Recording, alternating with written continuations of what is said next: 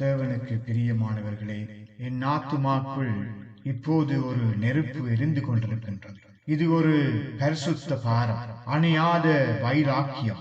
உங்களை விடுதலையாக்கப்பட்டவர்களாக நான் பார்க்கும் வரை இது என்னை ஓயவிடாது. நீங்கள் தற்செயலாக இங்கு வரவில்லை. உயிருள்ள தேவனுடைய ஆவியானவர் உங்களை தேடி அழைத்திருக்கின்றார். அவர் ஒரு சந்திப்பிற்காக இந்த நேரத்திற்கு உங்களை கொண்டு வந்திருக்கின்றார். நான் உங்களுக்கு ஒரு மத சடங்கையோ அல்லது உயிரற்ற ஒரு முறையையோ கொடுக்க வரவில்லை. உன்னதமான தேவனுடைய வல்லமையோடு உங்களை ஒரு பலமான சந்திப்பில் கொண்டு வரவே நான் இங்கு இருக்கின்றேன். நான் வெறுமனே உங்களுக்காக ஜெபித்துவிட்டு நீங்கள் வந்த அதே நிலையில் திரும்பி போக விட விரும்பவில்லை. அது நீங்கள் கட்டப்பட்டவர்களாகவோ உடைக்கப்பட்டவர்களாகவோ தோற்கடிக்கப்பட்டவர்களாகவோ இங்கிருந்து போவதை பார்ப்பது தேவனின் ஆவிக்கு அருவருப்பானது. நீங்கள் தேவனை அனுபவிக்க வேண்டும் என்று நான் விரும்புகின்றேன். நான் அவரை பற்றி நீங்கள் வெறுமனே கேள்விப்பட விரும்பவில்லை. அத்தோடு அவருடைய பிரசன்னத்தில் நீங்கள் இருக்க வேண்டும் என்று நான் விரும்புகின்றேன். மக்கள் இறைவனை சந்திக்க வேண்டும். ஜெபத்தின் மூலம், அற்புதங்களின் மூலம், அடையாளங்களின் மூலம் மற்றும் தீவிரமான மறுக்க முடியாத வாழ்க்கை மாற்றத்தின் மூலம். இது ஒரு சாதாரண நேரம் அல்ல. பிரபஞ்சத்தின் தேவனோடு ஒரு காரியம் செய்ய நாம் இங்கு இருக்கின்றோம்.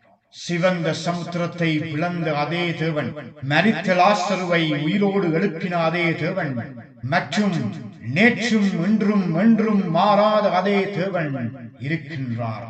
உங்கள் வாழ்க்கையில் திரைச்சீலை கிழிக்கப்பட வேண்டும். ஒரு உள் உடைப்பு நடக்க வேண்டும்.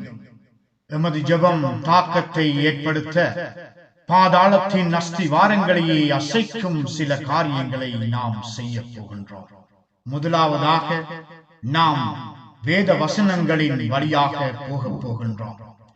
இது ஒரு சாதாரண வாசிப்பு அல்ல. இது ஆவியின் பாடம். இது இரு பக்கமும் கருக்குள்ள எந்த பட்டயத்தை பார்க்கிலும் கூர்மையான உயிருள்ள வார்த்தை. இது இருளை கிழித்து கட்டுக்களை உடைத்து உங்கள் விசுவாசத்தை அதி உயர்ந்த நிலைக்கு உயர்த்தும். அதன் பிறகு நான் உங்கள் முழு வாழ்க்கைக்காகவும் ஜெபிக்கப் போகின்றேன். நான் வெறுமனே அறிகுறிக்காக ஜெபிக்கவில்லை. உங்கள் ஆவி ஜீவனால் நிரம்ப, உங்கள் மனது விடுதலையாக, உங்கள் உணர்வுகள் நிலைப்பட மற்றும் உங்கள் சரீரம் இயேசு கிறிஸ்துவின் உயிர்த்தெழுதலின் வல்லமையால் நிரப்பப்பட நான் ஜெபிக்கப் போகின்றேன். ஒவ்வொரு அரணையும் நாம் இடித்து தள்ளப் போகின்றோம். மேலும் நீங்கள் சர்வ வல்லவரோடு ஒரு நேருக்கு நேர் சந்திப்புக்கு ஆயத்தமாக இருக்க வேண்டும் என்று நான் விரும்புகின்றேன்.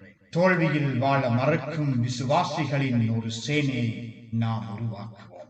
தேவன் என்ன செய்கின்றார் என்பதை நீங்கள் தவறவிட நான் விரும்பவில்லை.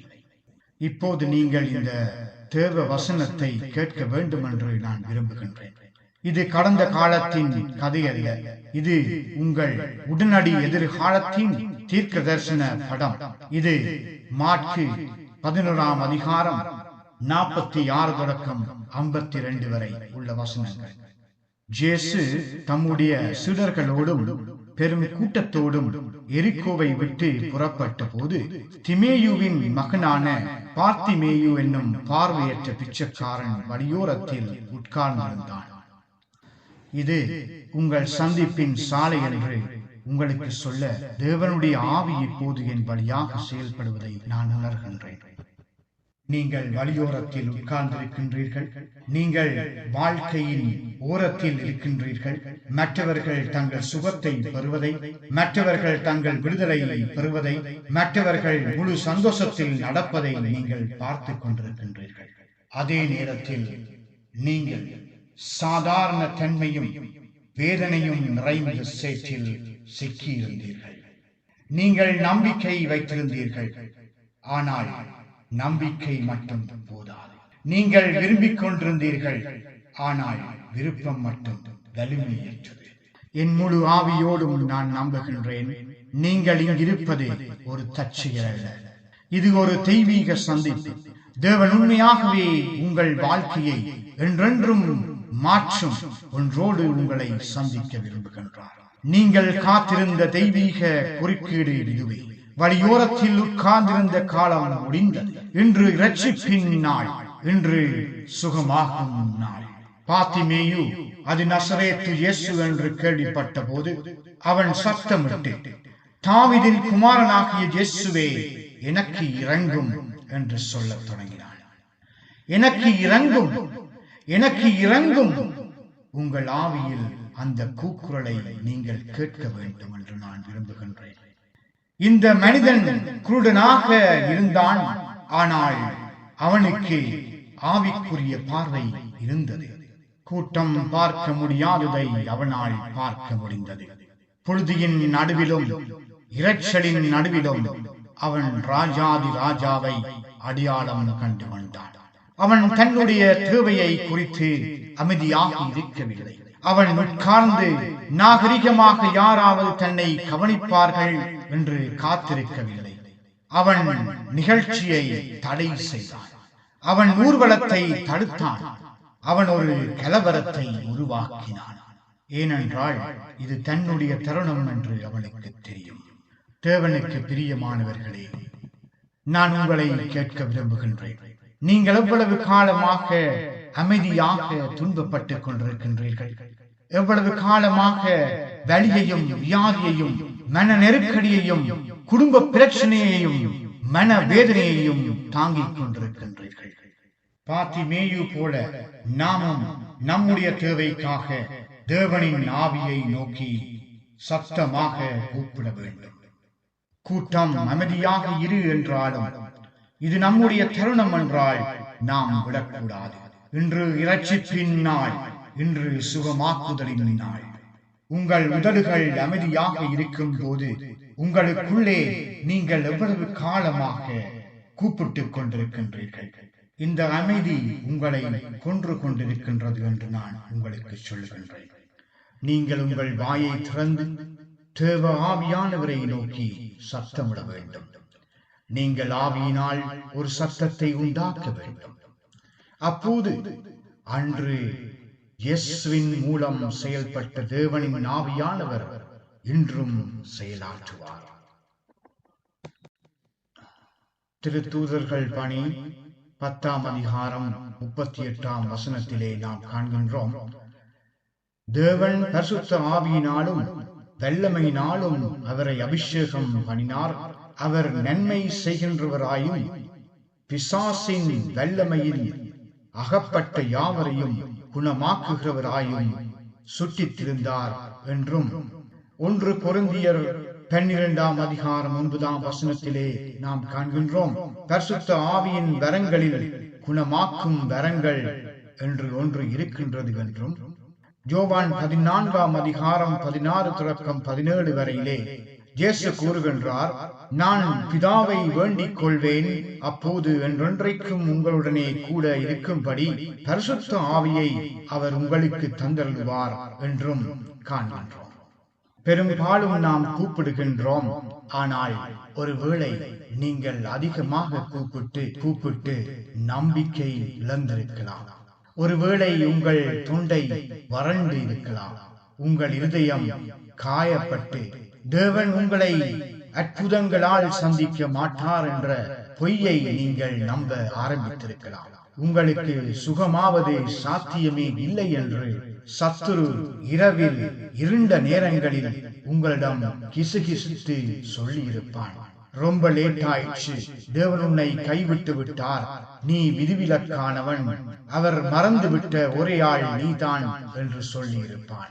ஆனால் இன்று ஜீவனுள்ள தேவனுடைய அதிகாரத்தினால் நான் உங்களுக்கு சொல்லுகின்றேன், அது முற்றிலும் பொய். அற்புதங்கள் இன்று நடக்கின்றன. நான் ஏதோ ஒரு கோட்பாட்டு சுவிசேஷத்தை பற்றி பேசவில்லை. தேவனுடைய ராஜ்யத்தின் உறுதியான சத்தியமான யதார்த்தத்தை பற்றி நான் பேசுகின்றேன். அவை மிகவும் உண்மையானவை. என் சபையில் அவற்றை நான் பார்க்கின்றேன். சப்பானிகள் நடப்பதை நான் பார்க்கின்றேன். செவிடர்கள் கேட்பதை நான் பார்க்கின்றேன். குருடர்கள் பார்ப்பதை நான் பார்க்கின்றேன். கிட்னி வியாதிகள் குணமாவதை நான் பார்க்கின்றேன். நரம்பு தளர்ச்சிகள் குணமாவதை நான் பார்க்கின்றேன். மன அழுத்தம் மக்களை விட்டு விலகுவதை நான் பார்க்கின்றேன். அது காலை சூரியனால் கனமான பனிமூட்டம் எரிக்கப்படுவது போல இருக்கின்றது. இந்த வேளையிலும் அதை நான் பார்க்கின்றேன். மேலும் இப்போதே உங்கள் வாழ்க்கையில் ஒரு அற்புதத்தை தேவ ஆவியானவர் செய்ய விரும்புகின்றார் என்று நான் விசுவசிக்கின்றேன். நீங்கள் தைரியம் இழக்காதீர்கள். நீதிமான் விசுவாசத்தினால் பிழைப்பான். எபிரேயர் 11ஆம் அதிகாரம் 1ஆம் வசனத்திலே நாம் காண்கின்றோம், விசுவாசமானது நம்பப்படுபவைகளின் உறுதியும் காணப்படாதவைகளின் நிச்சயமுமாய் இருக்கின்றது. Now faith is confidence in what we hope for and assurance about what we do not see. அதாவது நாம் நம்பிக்கையோடு எதிர்பார்க்கும் காரியங்கள் நிச்சயம் நடக்கும் என்ற திட நம்பிக்கை. கண்ணால் காண முடியாத தேவனையும் அவருடைய வாக்குத்தத்தங்களையும் உறுதியாக நம்புவது. மேலும் உங்கள் சுகம் பௌதீக உலகத்தை சார்ந்ததல்ல. அது நித்தியமான மாறாத தேவனுடைய வார்த்தையில் வேரூன்றியுள்ளது. இது வரும் போதனை அல்ல, இது ஜீவனுள்ள தேவனுடைய வெள்ளம். ஊனமானவர்கள் நடக்கிறார்கள், செவிடர்கள் கேட்கிறார்கள், குருடர்கள் பார்க்கிறார்கள்.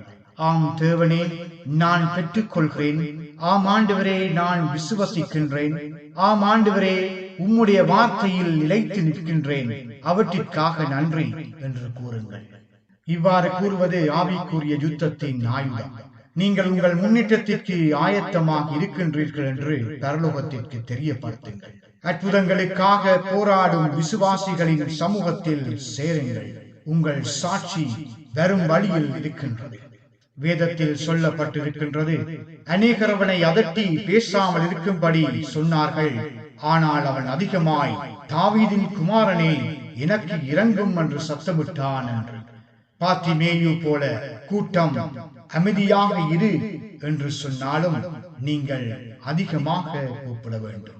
உங்கள் ஆம் ஆண்டவரே, நான் விசுவசிக்கின்றேன் என்ற அறிவிப்பு ஒரு ஆவிக்குரிய ஆயுதம். உங்கள் முன்னேற்றம் வரும் வழியில் இருக்கின்றது.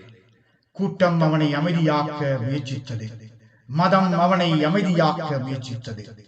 தங்களுக்கு நன்றாக தெரியும் என்று நினைத்த மக்கள் அவனை அவனுடைய இடத்தில் வைக்க முயற்சித்தார்கள்.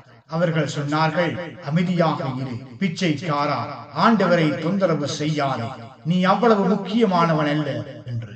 அவர்களுக்கு சங்கடத்தை உண்டாக்கியதால் அந்த அவசரத்தின் கூக்குரலை அமைதியாக்க முயற்சித்தார்கள். மேலும் நான் உங்களுக்கு உங்கள் இருதயத்தின் அடிவாரம் வரை அசைக்கும் ஒரு காரியத்தை சொல்ல விரும்புகின்றேன். உங்கள் இருதயத்திலும் உங்கள் மனதிலும் தொடர்ந்து குடைந்து கொண்டிருக்கும் ஒரு குரல் இருக்கின்றது. அது ஒரு சத்ருவின் குரல் என்று நான் விசுவசிக்கின்றேன். ஒருவேளை அது மக்கள் மூலமாக வரலாம். ஒருவேளை அது விசுவசிக்காத குடும்ப உறுப்பினர்கள் மூலம் வரலாம். ஒருவேளை உங்கள் மோசமான ரிப்போர்ட் கொடுத்த டாக்டர்கள் மூலம் வரலாம். ஒருவேளை உன் விதியை ஏற்றுக்கொள் என்று சொன்ன நண்பர்கள் மூலம் வரலாம். ஒருவேளை அது உன் உள் குரலாக இருக்கலாம். சந்தேகம் மற்றும் அவிசுவாசத்தின் வேதனை தரும் எதிரொலியாக இருக்கலாம். ஆனால் இது பாத்திமேயுவை அமைதியாக இரு, நீ முக்கியமில்லை என்று சொன்னது போல இன்று சத்ரு உங்கள் குடும்பம், டாக்டர்கள், நண்பர்கள், உங்கள் சொந்த சந்தேகங்கள் மூலம் அமைதியாக்க முயற்சிக்கின்றார். ஒருவேளை நீங்கள் அதோடு உடன்பட்டிருக்கலாம். உங்கள் சொந்த சரீரத்தின் மேல் வியாதியை நீங்கள் சொல்லிக் கொண்டிருக்கின்றீர்கள். உங்கள் சொந்த ஆவியின் மேல் பலவீனத்தை நீங்கள் அறிக்கை செய்து கொண்டிருக்கின்றீர்கள். ஆனால் இது உங்கள் வாழ்க்கையை மாற்றும் தருணம் என்று நான் உங்களுக்கு சொல்ல விரும்புகின்றேன். இதுதான் திருப்பு முனை. இயேசு கூறிய துணையாளரான, அனைத்தையும் தெளிவுபடுத்துகிறவரான, தேற்றரவாளரான, விடுதலை தருகிறவரான, தேவனின் ஆவியானவரை நோக்கி தொடர்ந்து கூப்பிடவும் ஒருபோதும் விட்டு விடாமல் இருக்கவும் என்னை வைக்கும் ஒரு செயல் என் வாழ்க்கையில் தேவை. மலையை அசைப்பது சாதாரண ஜெபம் அல்ல, ஆனால் இன்று அது அவசரத்தின் குரல். பாத்திமேயு போல கூக்குரல் எழுப்புங்கள். அது பரலோகத்தை துளைக்கும் கூக்குரல். பாத்திமேயு நடைமுறையை பற்றி கவலைப்படவில்லை. அவன் சுயமரியாதையை பற்றி கவலைப்படவில்லை. அவன் தன்னுடைய முன்னேற்றத்தை பற்றி மட்டுமே கவலைப்பட்டான். அந்த கூக்குரலை இயேசு கேட்டார். வேதம் சொல்கிறது, இயேசு நின்றார். தேவ ஆவியினால் நிரம்பியிருந்த மகிமையின் ராஜா நின்றார். இங்கு உங்களுக்கு ஒன்றை நினைவுபடுத்த விரும்புகின்றேன். நசரேத்தில் ஜெப ஆலயத்தில் எசாயா 61 அதிகாரம் 1 தொடக்கம் 2 வரையுள்ள வசனம் வாசித்த இயேசு தன்னுடைய ஊழியத்தின் நோக்கத்தை அறிவித்தார் என்று லூகாஸ் 4 அதிகாரம் 18 தொடக்கம் 19 வசனத்திலே பின்வருமாறு காண்கின்றோம். தேவனுடைய ஆவியானவர் என்மேல் இருக்கின்றார், ஏனெனில் சிறுமைப்பட்டவர்களுக்கு சுவிசேஷத்தை பிரசங்கிக்கும்படி என்னை அபிஷேகம் பண்ணினார். இருதயம் நொறுங்குண்டவர்களை குணமாக்கவும், சிறைப்பட்டவர்களுக்கு விடுதலையும், குருடருக்கு பார்வையும் என முழங்கவும், நொறுங்குண்டவர்களை விடுதலையாக்கவும் அவர் என்னை அனுப்பினார் என்று. மேலும் அவர் தேவனுடைய ஆவியானவரினாலே உருப்பெற்று தேவனுடைய ஆவியானவரினாலே இயக்கப்பட்டார் என்று வேதத்திலே மத்தேயு 1:20, லூகாஸ் 1:35, லூகாஸ் 4:1 போன்றவற்றிலும் காண்கின்றோம். இவ்வாறு தேவ ஆவியினாலே நிரம்ப இருந்த இயேசு இச்சந்தர்ப்பத்தில் வேறொன்றை செய்ய போய்க் கொண்டிருந்தார். ஆனால் ஒரு அவசர ஆத்துமாவின் கூக்குரல் அவருடைய கவனத்தை ஈர்த்தது. அவர் நின்று அந்த குருடனை கூப்பிடுங்கள் என்றதும் அவனிடம் சொன்னார்கள், திடன்கொள், எழுந்திரு, அவர் உன்னை கூப்பிடுகின்றார் என்று. தேவனுக்கு பிரியமானவர்களே, நீங்கள் இதை கேட்க வேண்டும் என்று நான் விரும்புகின்றேன். இன்று தேவன் உங்களை புறக்கணிக்கவில்லை. பிரபஞ்சத்தை நடத்துவதில் அவர் அவ்வளவு பிஸியாக இல்லை. உங்கள் வழியை அவர் மறந்துவிட, அவர் உங்கள் கூக்குரலுக்கு செவிடாகவில்லை. ஆனால் நீங்கள் ஒரு போராட்டத்தில் இருக்கின்றீர்கள். நீங்கள் ஒரு யுத்தத்தில் இருக்கின்றீர்கள். உங்கள் போராட்டத்தின் தீவிரமே உங்கள் அழைப்பிற்கான ஆதாரம். சத்துரு ஒரு செத்தவனோடு சண்டையிட மாட்டான். அவன் ஒரு வீரனோடு தான் சண்டையிடுவான். வாக்கு தத்தத்தை சுமந்து கொண்டிருப்பவனோடு அவன் சண்டையிடுகின்றான். உலகத்தை அசைக்கும் ஆற்றல் உள்ளவனோடு அவன் சண்டையிடுகின்றான். நீங்கள் தீவிரமான அழுத்தத்தை உணர்கின்றீர்கள் என்றால் அது நீங்கள் உங்கள் வாக்கு தத்தத்தின் தேசத்துக்குள் நுழைகின்றீர்கள் என்பதனால் தான். உங்களுக்குள் என்ன இருக்கின்றது என்று பிசாசுக்கு தெரியும். தேவன் உங்களுக்குள் வைத்திருக்கும் மகத்துவம் அவனுக்கு தெரியும். அதனால் தான் அவன் உங்களை நெருங்க முயற்சிக்கின்றான். அதனால் தான் அவன் உங்களை உடைக்க முயற்சிக்கின்றான். ஆனால் இன்று தேவனுடைய ஆவியானவர் உங்களை சந்திக்க விரும்புகின்றார். அவர் உன்னை கூப்பிடுகின்றார் என்று சொல்லும் சத்தத்தை அவன் கேட்டபோது வேதம் சொல்கிறது, அவன் தன் மேலங்கியை தூர எறிந்துவிட்டு எழுந்து இயேசுவிடம் வந்தான். இது வெளிப்பாட்டின் தருணம். அந்த மேலங்கி அவனுடைய பிச்சை எடுக்கும் வாழ்க்கையோடு தொடர்புடையதாக இருந்தது. அந்த மேலங்கிதான் அவனுடைய ஜீவனம். அதன் மூலம் தான் அவன் பணம் பெற்றான். அது ஒரு குருட்டு பிச்சைக்காரன் என்ற அவனுடைய அடையாளம். அது அவனுடைய ஆறுதல் மண்டலம். அது அவனுடைய பாதுகாப்பு போர்வை. ஆனால் இயேசுவின் அழைப்பை அவன் கேட்டபோது அவன் அனைத்தையும் விட்டுவிட்டான். அவன் பழைய அடையாளத்தை பிடித்துக் கொள்ளவில்லை. தன் துயரத்தின் பாதுகாப்பை பிடித்துக் கொள்ளவில்லை. அவன் அதை தூக்கி எறிந்தான். இன்று நான் உங்களை நோக்கி கூப்பிடுகின்றேன். உங்கள் வியாதியின் அடையாளத்தையும் உங்கள் வலியின் அடையாளத்தையும் இது சாதாரணம் தான் என்ற எண்ணத்தையும் விட்டுவிட வேண்டும் என்று நான் விரும்புகின்றேன். காரியங்கள் இருக்கும் விதத்திற்கு நீங்கள் மிகவும் பழகிவிட்டீர்கள். வலிக்கு நீங்கள் பழகிவிட்டீர்கள். துக்கத்திற்கு நீங்கள் பழகிவிட்டீர்கள். குறைவிற்கு நீங்கள் பழகிவிட்டீர்கள். அது ஒரு பழக்கமான பிசாசாக மாறிவிட்டது. ஆனால் நான் உங்களுக்கு சொல்லுகின்றேன், இது இப்படியே இருக்க வேண்டியதில்லை. உங்களை நேசிக்கும் ஒரு தேவன் இருக்கின்றார். அவர் உங்களுக்கு முற்றிலும் சாதகமாக இருக்கின்றார். உங்களுக்கு எதிராக அல்ல. அவர் உங்கள் மேல் கோபமாக இல்லை. அவர் உங்களை தண்டிக்கவில்லை. அவர் உங்களுக்காக இருக்கின்றார். அவர் உங்கள் பக்கத்தில் இருக்கின்றார். அவர் சுகம் தருகின்றார். அவர் விடுதலையாக்குகின்றார். அவர் சீர்படுத்தும் தேவன். தேவனின் அழைப்பு வரும்போது இப்போதே உங்கள் மேலங்கியை தூக்கி எறியுங்கள். வியாதியின் அடையாளத்தை நிராகரிக்க வேண்டும் என்று நான் விரும்புகின்றேன். மன அழுத்தத்தின் அடையாளத்தை நிராகரியுங்கள். குறைவின் அடையாளத்தை நிராகரியுங்கள். நீங்கள் உன்னதமான தேவனுடைய பிள்ளை. நீங்கள் வெற்றியாளரை பார்க்கிலும் மேலானவர். நீங்கள் கிறிஸ்துவோடு தேவனுடைய ஆவியானவரினாலே பரலோக இடங்களில் உட்கார்ந்திருக்கின்றீர்கள். கிறிஸ்துவை மரித்தோரிடம் இருந்து எழுப்பின அதே வல்லமை உள்ள தேவனுடைய ஆவியானவர் உங்களுக்குள் வாசம் செய்கின்றார். நீங்கள் எழுந்து நின்று, இது என்னுடைய அடையாளம் அல்ல, என்னுடைய அடையாளம் தேவனுடைய ஆவியானவரின் மதிப்பீட்டில் இருக்கின்றது.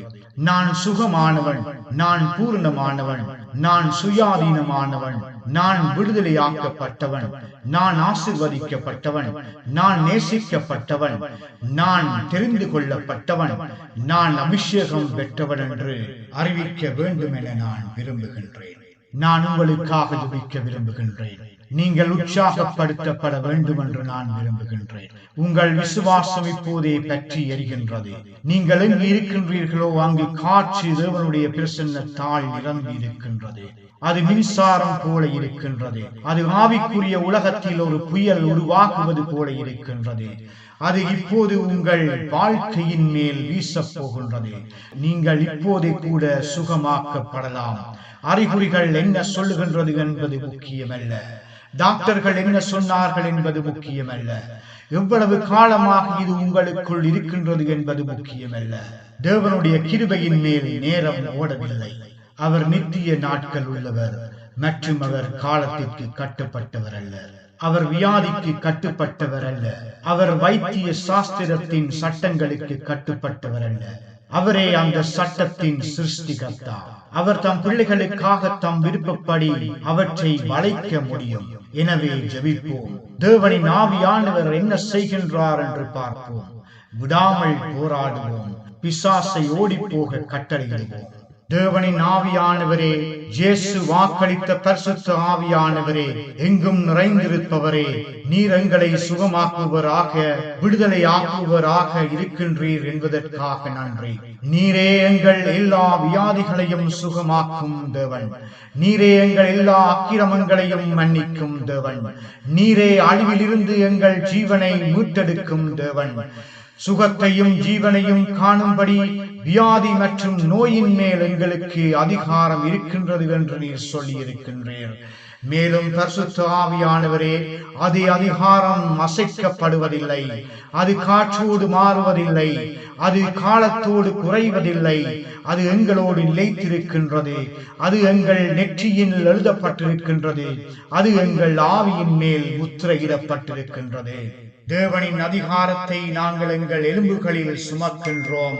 எனவே தேவனுடைய பிள்ளைகளாகிய நாங்கள் எந்த விசுவாசத்தின் அடிப்படையில் விசுவாசிகளாக தேவனின் ஆவியானவரின் உதவியால் எங்கள் வாழ்க்கைகளில் உள்ள பிரச்சனைகளை நாங்கள் எதிர்கொள்ள தொடங்குகின்றோம்.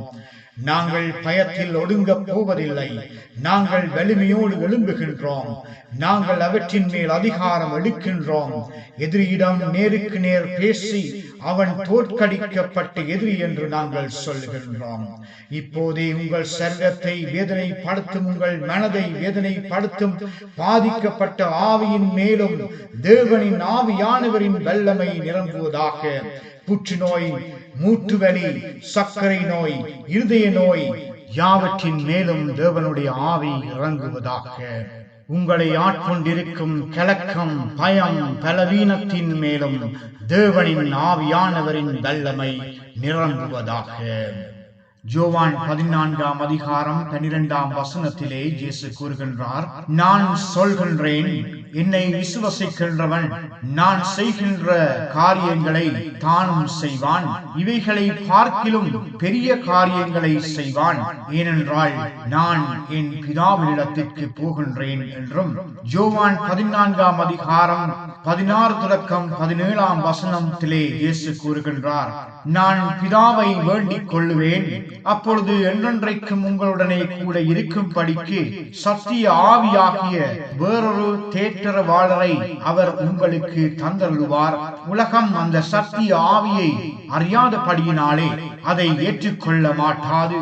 அது அவரை காணாமலும் அறியாமலும் இருக்கின்றது. அவர் உங்களுடனே வாசம் பண்ணி உங்களுக்குள்ளே இருப்பதால் நீங்கள் அவரை அறிந்திருக்கின்றீர்கள் என்று. ஆகவே தேவன் எனக்கு கொடுத்த உயிர் மூச்சினூடாக பெற்றுக் கொண்ட தேவனுடைய ஆவியானவரின் வல்லமையால் நான் உன்னை கடிந்து கொள்கின்றேன். பிசாசே, நான் உனக்கு கட்டளையிடுகின்றேன், வெளியே போ, இறங்கிப் போ, இப்போதே அவர்களை விட்டுவிடு. உன் பணி ரத்து செய்யப்பட்டது, உன் நேரம் முடிந்தது, அங்கே இருக்க உனக்கு எந்த உரிமையும் இல்லை. இயேசுவின் இரத்தம் உனக்கு எதிராக இருக்கின்றது. இயேசுவின் சிலுவை உன் தோல்விக்கான ஆதாரம். உங்களுக்கு எதிரான ஒவ்வொரு தீய ஆவிக்குரிய தாக்குதலையும் பணியையும் நான் தேவனின் ஆவியானவரின் வல்லமையால் கட்டுகின்றேன். தேவனின் ஆவியானவரின் வல்லமையால் நீங்கள் பூரண சுகமாகும்படி நான் கட்டளையிடுகின்றேன். பிசாசு இப்போது தன் பிடியை விட்டுக் கொண்டிருக்கின்றான் என்று நான் நம்புகின்றேன். அவன் சுவரில் இருந்து நழுவி விழுகின்றான். அவன் தன் கால் ஊன்றுதலை இழந்து கொண்டிருக்கின்றான் மற்றும் விடுதலை நடந்து கொண்டிருக்கின்றது. நீங்கள் அதை விசுவாசத்தினால் வெறுமனே பெற்றுக்கொள்ள வேண்டும் என நான் விரும்புகின்றேன். என்னுடன் சேர்ந்து உறக்கச் சொல்லுங்கள், தேவனின் ஆவியானவரின் வல்லமையால் என் சரீரத்தில் விடுதலை தந்ததற்கு நன்றி. தேவனின் ஆவியானவரின் வல்லமையால் என் மனதில் விடுதலை தந்ததற்காக நன்றி. முன்பு என்னை பிடித்து வைத்திருந்த பிசாசு இனி என்னை பிடிக்கவில்லை என்பதற்கு நன்றி. உமது ஆவியானவரின் வல்லமைக்காக நன்றி தேவனே. விசுவாசமே ராஜ்யத்தின் கரன்சி. தேவனுடைய வார்த்தை சொல்லுகின்றது, விசுவாசம் கேள்வியினால் வருகின்றது, கேள்வியோ தேவனுடைய வார்த்தையினால் வருகின்றது. நான் வார்த்தையை பேசி இருக்கின்றேன், நான் இயேசுவின் நாமத்தை அறிவித்திருக்கின்றேன், நான் அதிகாரத்தை எடுத்திருக்கின்றேன். இப்போது நீங்கள் விசுவசிப்பது உங்கள் கையில் இருக்கின்றது.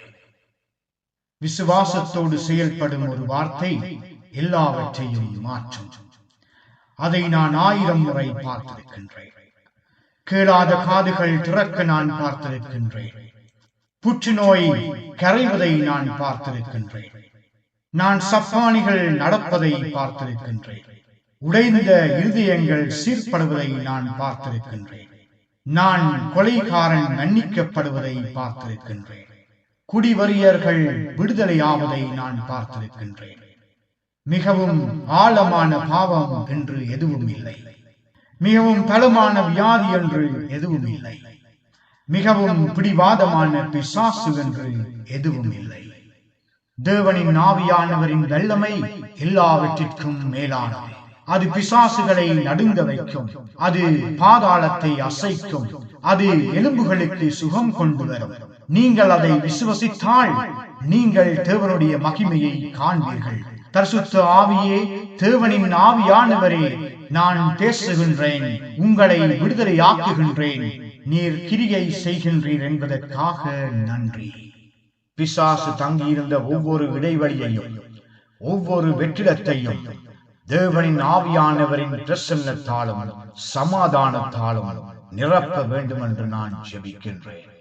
பரிசுத்த ஆவி பிசாசு இருந்த வெற்றிடத்தை தம்முடைய பிரசன்னத்தால் நிரப்புகின்றார். உங்கள் வீடு, பிள்ளைகள், நிதி, சரீரம், மனம், உணர்வுகள், எதிர்காலம் அனைத்தையும் தேவனின் ஆவியானவரின் வல்லமையால் நிரப்புகின்றேன். இப்போது விசேஷமாக உங்கள் மனதிற்காக ஜெபிக்க விரும்புகின்றேன். ஏனென்றால் உங்களில் சிலருக்கு அந்த வேதனை இரசாயன ஏற்றத்தாழ்வுகளால் வந்தது. உங்கள் மூளையில் நடக்கும் சில காரியங்கள் சுகமாக்கப்பட வேண்டும். மருத்துவ உலகம் அதை இரசாயன ஏற்றத்தாழ்வு என்று அழைக்கின்றது. ஆவிக்குரிய உலகம் அதை ஆத்தும காயம் என்று அழைக்கின்றது. அது உங்கள் மனதின் கட்டமைப்பில் ஏற்பட்ட ஒரு உடைச்சல். உங்களில் சிலருக்கு பிரச்சனைகள் நடந்து கொண்டிருக்கின்றது, ஏற்றத்தாழ்வுகள் இருக்கின்றது, ஆனால் அது உங்களுக்கு தெரியவில்லை.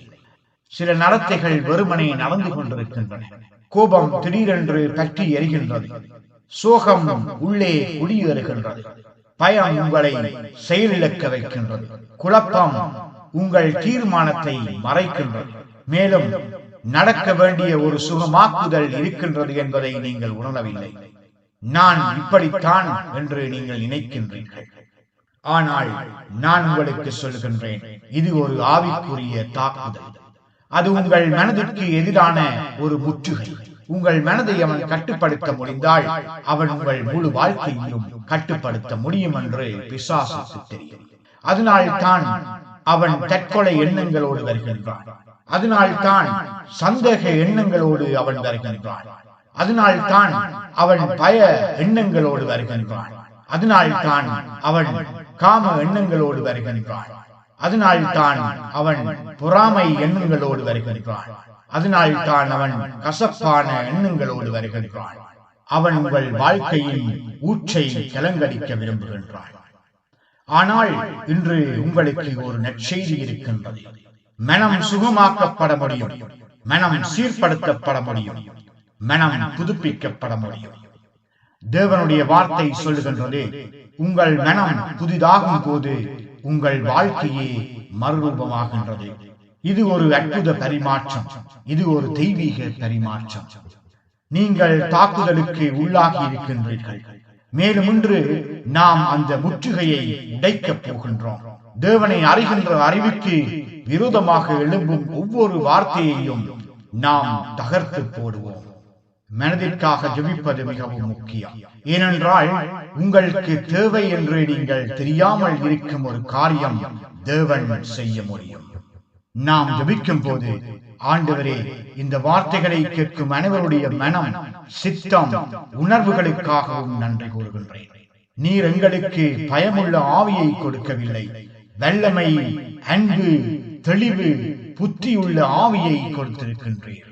தேவனின் ஆவியானவரின் வல்லமையால் ஒவ்வொரு காயத்தோடும் நான் பேசுகின்றேன். இப்போதே நான் அதை தூக்கி எறிகின்றேன். ஆள் மனதில் புதைக்கப்பட்ட காயங்கள், குழந்தை பருவத்து காயங்கள், மோசமான உறவினால் வந்த காயங்கள், கார் விபத்தால் வந்த காயங்கள், துஷ்பிரயோகத்தால் வந்த காயங்கள், யுத்தத்தால் வந்த காயங்கள், துரோகத்தால் வந்த காயங்கள் யாவற்றையும் தேவனின் ஆவியானவரின் வல்லமையால் நான் தூக்கி எறிகின்றேன். அந்த வல்லமையை தேவனின் ஆவியானவரின் வல்லமையினால் உடைக்கின்றேன். மறதி கடலில் அதை நான் வீசி எறிகின்றேன். இன்றைய வேதனைக்கு காரணமான கடந்த கால அனுபவங்களே தேவனின் ஆவியானவரின் வல்லமையால் நீங்கள் சுகமாகும்படி சொல்லுகின்றேன். மனமே சுகமாகு, உணர்வுகளே சுகமாகுங்கள். நீங்கள் பூர்ணமாகவும் சுகமாகவும் இருக்கும்படி சொல்லுகின்றேன். மூளையில் சமநிலை இழந்த எந்த இரசாயன ஏற்றத்தாழ்வும் தேவனின் ஆவியானவரின் வல்லமையால் சீரமைக்கப்படும்படி நான் சொல்லுகின்றேன். மூளையில் இருந்து சரீரத்திற்கான செயல்பாடு தேவனின் ஆவியானவரின் வல்லமையினால் சீரமைக்கப்படட்டும். நரம்பு பாதைகள் புதுப்பிக்கப்படட்டும். ஹோமோன்கள் சமநிலைப்படட்டும். செரட்டோனின், டோபமின், கோர்டிசால் தேவனின் ஆவியானவரின் வல்லமையால் ஒழுங்கமைக்கப்பட்டு சீரமைக்கப்படட்டும். பிதாவே, என் தேவனே, உம்முடைய ஆவி இப்போது கிரியை செய்வதற்காக நன்றி. என் ஆவியில் ஒரு காட்சியை காண்கின்றேன். அது தண்ணீர் மக்கள் மேல் பாய்வது போல் இருக்கின்றது. அது ஜீவ தண்ணீரின் நதி. அது பரிசுத்த ஆவியின் பிரசன்னம் முழு மனிதனுக்குள்ளும் கிரியை செய்கின்றது. எல்லாம் சீரமைக்கப்படுகின்றது. எலும்புகள் சீரமைக்கப்படுகின்றன, தசைகள் சீரமைக்கப்படுகின்றன, சுரப்பிகள் சீரமைக்கப்படுகின்றன, சிந்தனைகள் சீரமைக்கப்படுகின்றன. உங்கள் ஆத்துமாவின் சிறிய துண்டுகள் மீண்டும் ஒன்றாக பின்னப்படுகின்றன. இன்னும் வேண்டும் பரிசுத்த ஆவியே, இன்னும் வேண்டும். ஆண்டவரே, எங்களுக்கு உம்மை இன்னும் அதிகமாக வேண்டும். ஒரு துளி போதுமென்று நாங்கள் திருப்தி அடையவில்லை. எங்களுக்கு வெள்ளம் வேண்டும், எங்களுக்கு சமுத்திரம் வேண்டும், எங்களுக்கு உம்முடைய பிரசன்னத்தின் பேரலை வேண்டும். பரிசுத்த ஆவியே, தேவனின் ஆவியானவரே, இதற்காக உமக்கு நன்றி கூறுகின்றோம். உம்முடைய அற்புதங்களுக்காக உமக்கு நன்றி, உம்முடைய அதிசயங்களுக்காக உமக்கு நன்றி, உம்முடைய ஆரோக்கியத்திற்காகவும் உம்முடைய நம்பிக்கைக்காகவும் உம்முடைய சுகத்திற்காகவும் உமக்கு நன்றி. கிறிஸ்துவை மரித்தோரில் இருந்து உயிர்த்தெழ பண்ணின அதே வல்லமை எங்களுக்குள் வாசம் செய்கின்றது. எங்களுக்குள் வாசம் செய்யும் ஆவியின் மூலமாக எங்கள் மரணத்திற்குரிய சரீரத்திற்கு உயிர் கொடுக்க முடியும். அதற்காக தேவனின் ஆவியே உமக்கு நன்றி. சிறிது நேரம் தேவனின் ஆவியிலே அமர்ந்திருங்கள். மூச்சை ஆழமாக இழுத்து தேவனின் ஆவியை நோக்கி உங்கள் தேவையை பூர்த்தி செய்து தருவதற்காக நன்றி செலுத்துங்கள். உங்கள் வேண்டுதலை கேட்டதற்காக நன்றி செலுத்துங்கள்.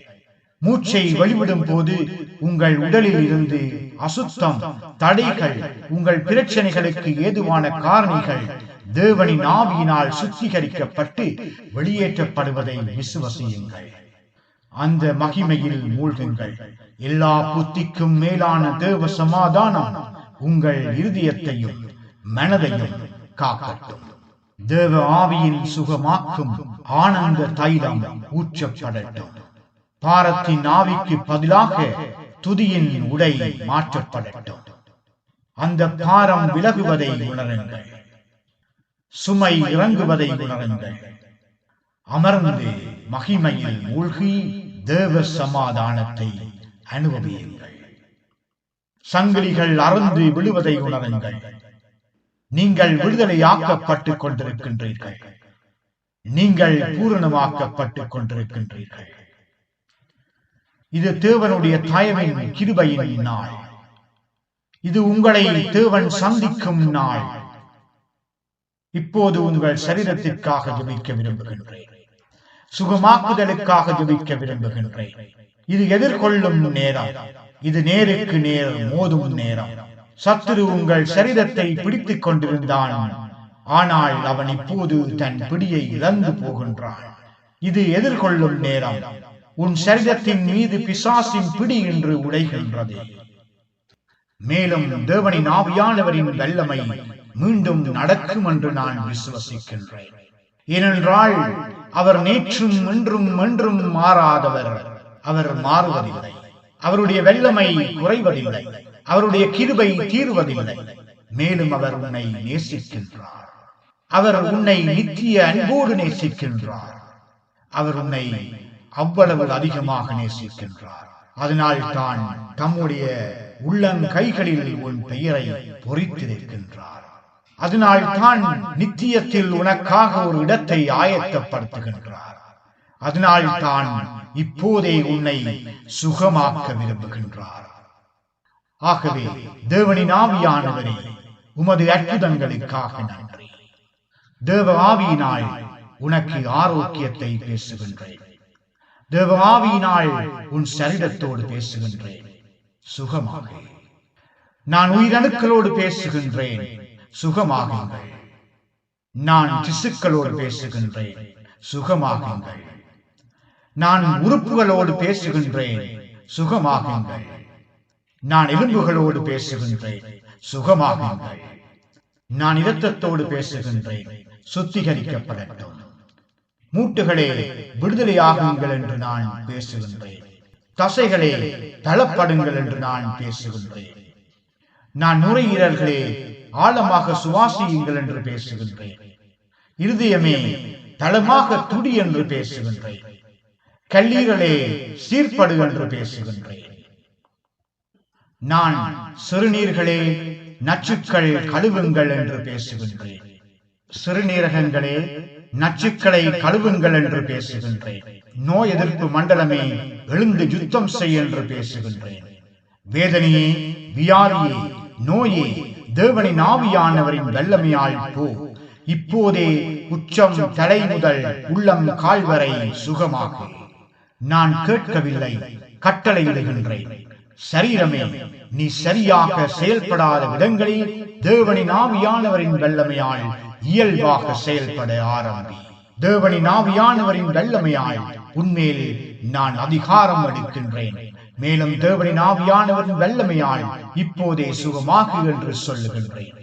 நன்றி பிதாவே, என் தேவனே, நீர் கிரிகை செய்கின்றீர். உம்முடைய சுகமாக்குதலுக்காக நன்றி ஆண்டவரே. நன்றி பிதாவே. ஆம், அவர் உன்னை நேசிக்கின்றார். அதனால் தான் இப்போதே உன்னை சுகமாக்க விரும்புகின்றார்.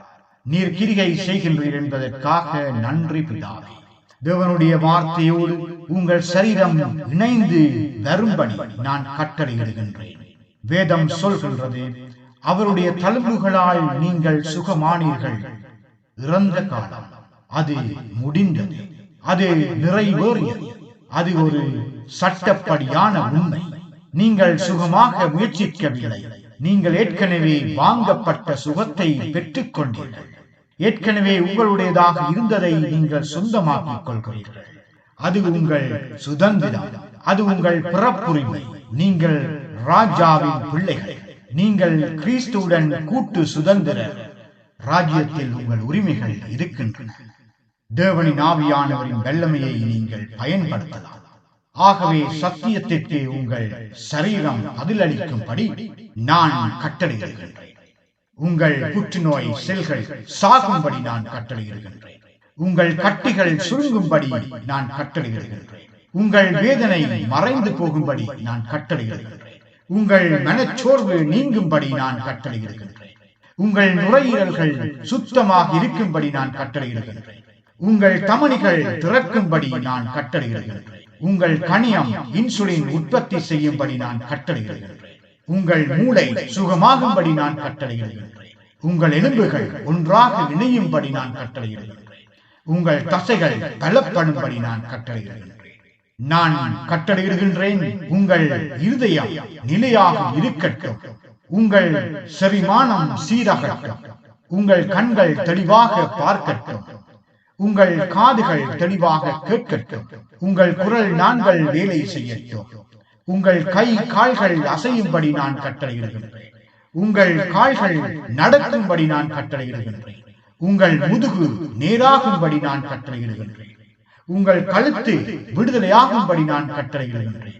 உங்கள் ஒவ்வொரு உறுப்பும், ஒவ்வொரு திசுவும், ஒவ்வொரு செல்லும், ஒவ்வொரு அணுவும், ஒவ்வொரு மூலக்கூறும் தேவனுடைய பரிபூரண சித்தத்தோடு இணைந்து வரும்படி நான் கட்டளையிடுகின்றேன். நீங்கள் சுகமாக்கப்படுகின்றீர்கள். நீங்கள் பூரணமாக்கப்படுகின்றீர்கள். நீங்கள் விடுதலையாக்கப்படுகின்றீர்கள். உன்னதமானவரின் வல்லமை உங்கள் மேல் தங்கியிருக்கின்றது. அபிஷேகம் நுகத்தை உடைக்கின்றது. தேவனுடைய அக்கினி களிம்புகளை எரித்து போடுகின்றது. தேவ ஆவியின் வல்லமை மிக்க காற்று பதரை பறக்கடிக்கின்றது. நீங்கள் சுத்தமாக இருக்கின்றீர்கள். நீங்கள் பூரணமாக இருக்கின்றீர்கள். நீங்கள் விடுதலையாக இருக்கின்றீர்கள். தேவனுடைய கிருபையினால் சுகமாக்கப்படுகின்றீர்கள். எசேக்கியேல் 37 அதிகாரம் 1-14 வசனத்திலே, வறண்ட எலும்புகளின் பள்ளத்தாக்கிலே எசேக்கியேல் தீர்க்க தரிசனம் உரைக்கும் போது, எலும்புகள் ஒன்றோடு ஒன்று சேர்ந்து சதை வந்து தேவன் தம்முடைய ஆவியை கொடுக்க அவை உயிரடைந்து எழுந்தன என்று காண்கின்றோம். இங்கே வறண்ட எலும்புகள் என்பது நம்பிக்கையற்ற நிலையாகும்.